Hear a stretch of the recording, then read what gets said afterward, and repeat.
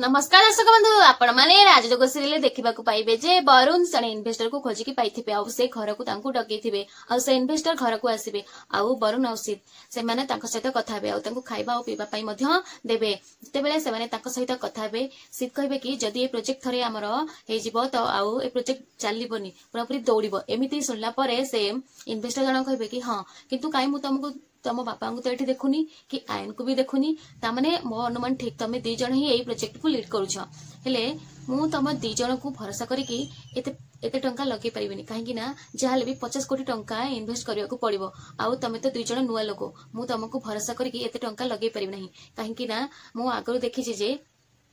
ion तुम दुई जन को ही सुपरवाइज करती तेणु करके जदि एठी आयन थांते कि तम बाबा थांते हुए तो मु किछि भाबी पारि थांती किंतु से माने एठी नाहांती आ तम दी जन को पर प्रथम थर पई मु भरोसा करके किछि भी करि परिबिनी तेणु करके तमे दी जन जदि आउ जने इन्वेस्टर को खोजी परिबो ताहाले मु किछि हुए तो भाबीबी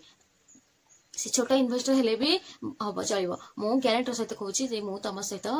तम प्रोजेक्ट रे इन्वेस्ट करिब टंका तो ए सब सुनला परे शीत आ वरुण मने मने बहुत